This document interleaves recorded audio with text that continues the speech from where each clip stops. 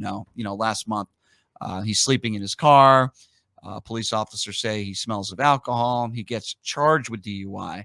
Don't know what's going to happen there. But now we had TMZ's Mike Babcock on last week. Why? Well, 6 months prior, he crashes his Lamborghini, leaves the scene of the accident.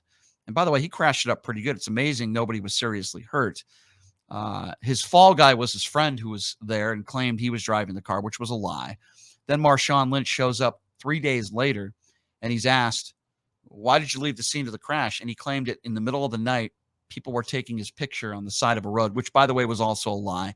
Because if that was true, some of these videos and pictures would have popped up. It would have been sold to TMZ. Marshawn Lynch is a liar, and I believe he was probably on something, and he was probably drunk on this side road where he crashes his Lamborghini. What are your thoughts on this story? Because Marshawn's attorneys, of course, celebrity attorneys, are basically saying that this is a non-story. That's what they said. They said Marshawn addressed this matter many months ago, and he was found responsible for a parking violation, which is true, actually. But we don't know if he was on anything, and leaving the scene of an accident is a serious thing. What do you make of this? Well, everything always gets knocked down to a parking violation here in Vegas. I mean, the Review Journal has done a lot of work on that, and I've been personally involved, and I've seen it for years.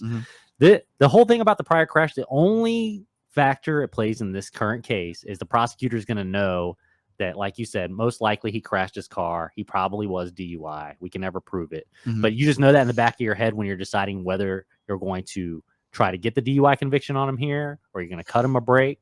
And like I said, the case itself right here is kind of weak for the prosecution. Marshawn's case is a weak case for the prosecution here for all those reasons we've talked about. But this old one will be inadmissible. It's inadmissible at Marshawn Lynch's trial. It can never come in. I mean, you can barely prove what happened that night other than just go, well, common sense says that he must have been DUI. That's why he left the scene. But you can never bring that in at trial. How is it that he gets a slap on the wrist? Isn't leaving the scene of a crash very serious? How about this? Even if he was DUI, convicted of DUI 6 months ago, you would not be able to bring that in at his current DUI. Which, by the way, I understand that's the law. It doesn't mean I'm going to agree with it. I find that completely ridiculous. And I also find if you leave the scene of a crash, we should assume that you were drunk. We should assume that you were on drugs. And I know the law doesn't work that way, but why didn't he get charged with a more serious crime? He crashes his Lamborghini, leaves the scene, doesn't call police that night. That's another thing, by the way. He's a liar. There weren't people taking video and pictures of him. That's a lie. And he waits 3 days to go to the traffic department and own up to it. Why didn't he call police an hour later? Why didn't he call police when his boys picked him up?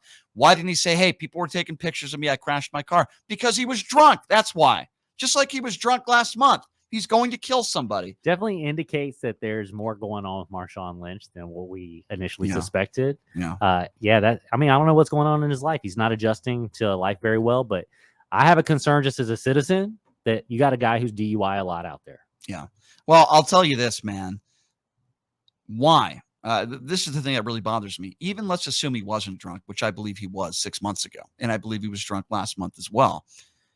Why? Why didn't they charge him with a more serious crime? I thought if you leave the scene of an accident, it's a very serious crime and you can be charged. No, if no one's hurt, if someone's hurt or killed or even just hurt a little bit and you leave the scene, you're going, Nevada law says it's mandatory prison, 2 to 20 years. So you'll be doing at least 2 years in prison if convicted on that, because that does assume that you were drunk and you were leaving the scene. That's why they did it. With the misdemeanor, hit and run with just property damage is a misdemeanor. It can be punished by $1,000 or 6 months in jail maximum. You never see that. DUI's got the same penalty. 6 months in jail, $1,000 fine. You don't see the jail time most of the time. So it's really the same penalty. These are misdemeanor offenses. Do we have somebody named Marshawn on the line? Numchuck, is that who we have on the line? Marshawn, is this true? Do you agree that you left the scene of the crash because people were taking your picture? Is that true? Yeah. Oh, wow. Well, okay. I appreciate your honesty there. You got him to admit that because he's sticking to his story about the pictures. Sticking to it. Yeah, he is. But he did get fined, didn't he? Did you have anything to do with that night? Yeah. Okay, good. I'm glad we were able to clear that up. Breaking news. I'll send that to TMZ. So you called your friend in to take responsibility for a crime he didn't commit? I'm here so I won't get fined. That's actually true. He's being honest. You're not even going to answer that one, huh? Okay. That's true. He didn't want to get fined. By the way, big fine for Marshawn. I think he got fined like $750 or something for the whole thing. Yeah, thank you. And $750 yeah, for the parking violation? I believe so. I think so. I could be wrong on that. I think he can afford that. Boy, how many vehicles is this guy just obliviated, man? It's unbelievable. I mean, 6 months ago, a Lamborghini, pretty nice car last month that he just completely I'll totaled. tell you, man, if I was driving a Lamborghini, I'd be so careful in that thing. This guy's just spinning out. I mean, he's going to kill somebody, man. And I don't care how much charity work he's done. And I don't care what football player he was, great or not. I don't care. He could have been a third-rate punter for all I care. Fact of the matter is that it's just a matter of time before he's going to kill somebody. And the problem I have with the laws and if you have money, you get these celebrity attorneys and they get you off. I said the same thing about Josh Jacobs. I mean, clearly the guy was probably drunk. Didn't get a DUI, though, even though the officer who arrested him said he smelled of alcohol and he totaled his car. The testing came back under the limit. Yeah. I mean, when was this? And this is what we talked about before. Do you think that Josh Jacobs or Marshawn Lynch should be treated harsher than anybody else in that situation? And I'm telling you, in a misdemeanor DUI, given the proof issues in Marshawn's case, if it wasn't Marshawn Lynch and it wasn't in the media, he's getting cut a break to a reckless driving on this. There's too many issues in the case. So if they move forward with it, it is specifically because of who he is. Now, obviously, it's not fair if you treat somebody differently under the law. I understand that. With that being said, when you are a role model to a lot of people and it comes with the territory of being a celebrity or somebody with a lot of money, a prominent person, a lot of people look up to you. And when you see somebody like that get a slap on the wrist, the problem I have is that a lot of other people out there are going to think, oh, I can do the same thing and nothing's going to happen to me. And that's when people die. Does that mean that you should be treated differently under the law? But I'll tell you, people are treated differently under the law when they have money. Well, that's one aspect of sentencing. There's a public deterrence perspective. So yeah, with a celebrity who's in the news, maybe you do go a little harder on him under that sentencing theory so that people out there see it. They see in the news, they go, wow, Marshawn Lynch got a DUI conviction. They actually put him in jail for 6 months. I better not do DUI. Well, I'm going to listen, you're going to probably disagree with me. And I know this is what you do for a living, but this is my personal opinion. I'm going to assume that Marshawn Lynch was drunk both occasions. I'm going to assume, and I think it's a very fair assumption, I know his attorneys would disagree with me, that he has a drinking problem. With all this being said, he's very lucky that nobody was hurt. Let's make the further assumption. These two incidents are not the only time that he's been driving around under the influence. Very fair to say that, and you're absolutely right, and I agree with you.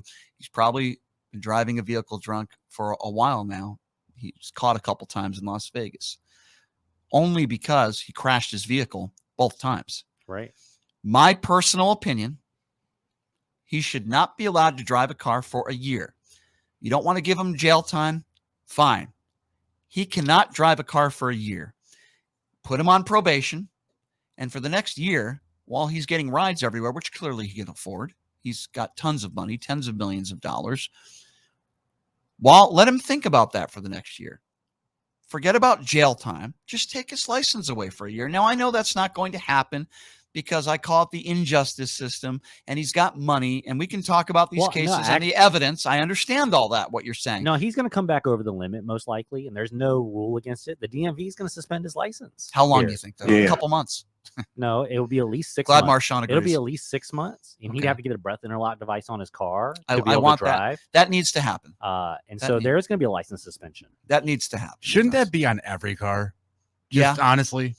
I think it would save a lot of lives, but here's the problem with that. You have somebody else in the car with you that's not drunk. They can breathe on it, and then the driver can start the car and drive the car, right? That's allegedly that could happen. Yeah. So, I mean, not allegedly. Prosecutors argued that sometimes. It definitely happens. You know? I'm all for making. It's supposed to take a picture. Honestly, the breath interlock takes a picture of you as you're blowing into it. It's recorded. Yeah. So if somebody else is doing that, it's not really hard. And if you're not, if you don't have any face in the picture, that's a violation too. And so we have violated people's like, how come your face isn't in the picture? One more question for Marshawn before we let him go. Marshawn, is it true that you are just a complete drunken buffoon who should not be on the roads in Las Vegas? Is that true? Yeah. Thank you. Okay. I just wanted to clear that up. That's all. All right. We can move on now. Not guilty. Fair enough. Beast mode not guilty in this one. I'm sorry. I know people are mad about that. Because people were taking your picture in the middle of the night on a side road amongst trees. Yeah, I'm sure that's what happened. You freaking liar. What a liar this guy is. I don't care the charity work he Old does. Sicilian proverb, the Yeah. prisons are full of honest men. Interesting. People were taking video and pictures of you, but none of it is surfaced online. Running from the scene of a crime is Yeah. only a bad idea Yeah. when you get caught. Yeah. Take that guy's cell phone, FBI. Take his cell phone and let's see his boys that he called up or texted. Hey, pick me up. I'm in a jam. Yeah. I'm sure you weren't drunk, Marshawn. To his celebrity attorneys, you're doing an injustice. And what happens? What happens if Marshawn Lynch is back on the road again one day? And I don't want this to happen, but he kills a member of somebody's family. Maybe David, and I don't want this to happen, God forbid. But if it's a member of David Chesnoff's family or Richard Schunfeld's family, you got him off. That's all I'm saying, man. That's all I'm saying. I understand, and you're one of these people where it's your job to defend your client to the best of your ability. Let me ask you that. this. Do you think him getting convicted of DUI or him getting convicted of reckless driving is going to make a difference in his life, that he is now going to make the right choice every time? You know what? It's a good question, and I will answer that when we come back because we have to take a break. I think that's a good question. Also, taking your phone calls at 702-221-7283. Again, that number, 221-7283. He's Thomas Moskal. I'm Brian Shapiro. We'll take a quick break. I will answer that question, which is a good one when we come back. You're listening to Pushing Limits right here on KSHP.